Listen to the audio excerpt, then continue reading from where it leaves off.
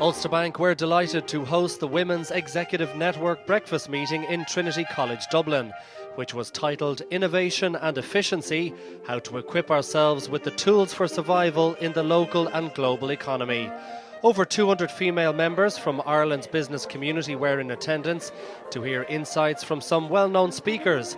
These included Gina Quinn, CEO of the Dublin Chamber of Commerce, Anne Dooley, Director of Winthrop, Edel Creeley, MD of DataPack, and Elaine Geraghty from News Talk Radio.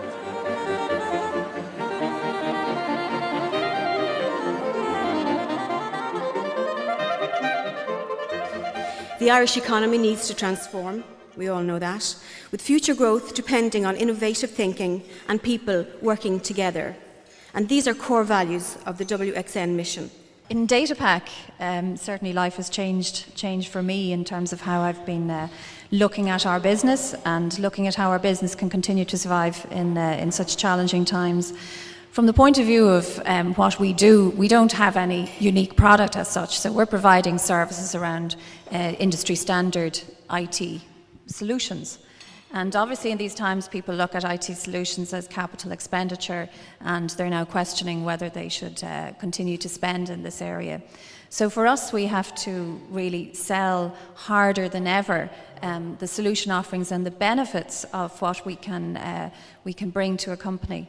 So if you think about the whole area of innovation and efficiency, while everybody is looking at their businesses and saying, well, how can we cut cost, and thinking very much in terms of reducing their operational costs, hopefully for businesses to survive, they'll also be looking at, well, how can we be innovative?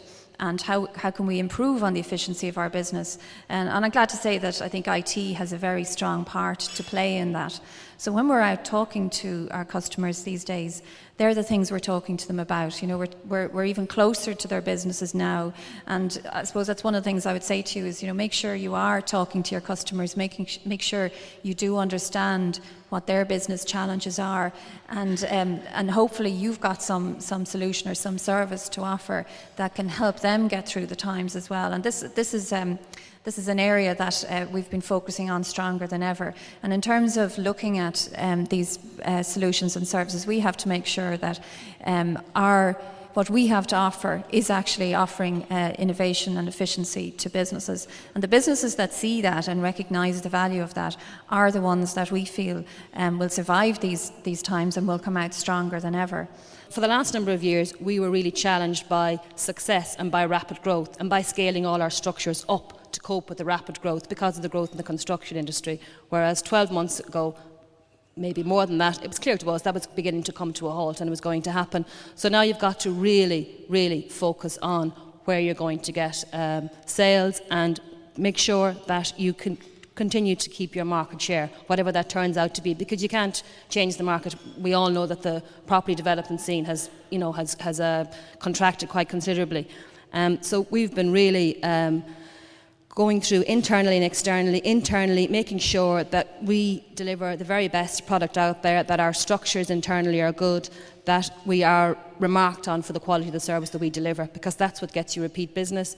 And then externally, we've really had to go after clients that maybe we wouldn't have used in the past. We are taking no clients for granted and making sure that our name is out there all the time. So I guess that's where we've been pursuing for the last 12 months. In one sense, business and the running of your business hasn't changed enormously, but what you're trying to do is make sure that your adaptation to your external environment, which has changed radically, is absolutely spot on. So while 5 years ago you might have been, as Anne has said, running very hard to meet an upswing in demand from your customer base, now you're running very hard to meet a different type of demand, but you're still doing that, running very hard, trying to focus on excellence, focusing on customer service, and making sure that your environment out there is as appraised of your skills and special attributes as before. In terms of doing business at all nowadays, it's so important that you actually understand what it costs you to do business. So again, perhaps mirroring the area where we're providing services or we're providing projects, it's more incumbent on us now to actually fully understand how much it's going to cost to deliver that service, so we can then decide what price we can set it at. Because yes, customers are looking to reduce the cost as much as possible. They're going out for sometimes 5 or 6, or somebody went out for over 10 competitive quotes there on a project we were working on recently. And even though we've already been delivering great service to customers and have very good relationships with them, they're still now going out to market. Contracts that previously might have rolled over from one year to the next, they're coming back now and saying, well, yes, we still want to do business, but we need you to do it at a much lower cost. So it's really more important than ever that we have our own costs fully under control, and we understand what it costs us to do business with our customers. I think obviously the internal analysis of your business is very important, and you're going to go through that, as you say, all the different areas. One that I think is coming to the fore, it's again what you said about everybody being here this morning, is that people are looking for new areas of business to get into, and there are certain established relationships between clients and suppliers in my industry and throughout all industries that were taken as a given. All those are gone. There is no rollover. I mean, there is a relationship there with the client that you had last year, but unless you're offering them best value, they're not going to do repeat business with you. I think that's the same across all the industries. So we're all, everybody is out there, no matter what area you're in, trying to see if there are other markets you can develop and other clients that you can cultivate. I know from my own business over the last 20 years, so now more than ever, you need to be flexible for clients and move with what their demands are and do it very, very quickly. Gina, just in terms of the Chamber, I mean, networking is a huge part of what you do. Has there been any significant changes in how you network, or anything innovative that you've done specifically over the last 12 months or so? Well, I think on one level we're doing a lot more to provide networking environments to the members of the Chamber, and that's through changing the nature of our events. In a lot of ways, the demand, and I noticed on the WXN piece you talk about, learn, network, grow.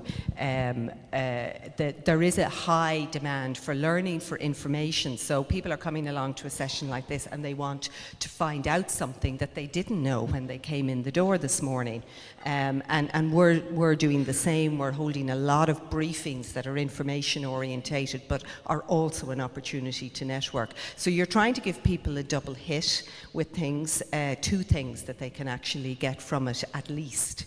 The other thing that we're doing within the Chamber is that we're moving much more to virtual networking, and that is, yes, connecting people through a network like LinkedIn, a social, what might be known as a social network, but it's also providing other ways of people connecting.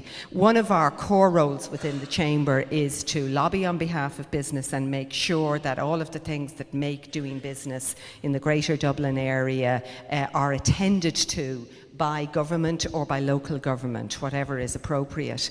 And we're constantly campaigning around things to do with transport and infrastructure and the core issues that influence the competitiveness of all our businesses. The world has changed, people are very conscious of no matter what business, what area you're working in, they're very conscious of the challenge that faces the business that they're in and the industry that they're in. So I think people are focused on maybe the company and the job that they're doing, as opposed to previously there was an expectation that if they weren't challenged, they weren't happy in a particular role, that they could look elsewhere. Whereas now people are looking to stay within the industry, stay within the company that they are, and make sure they're delivering the best they possibly can for it. I've certainly noticed that. It is about confidence, and we all watched the Obama campaign and, the Yes We Can, and I just think that is such an amazing slogan, it's yes, I can.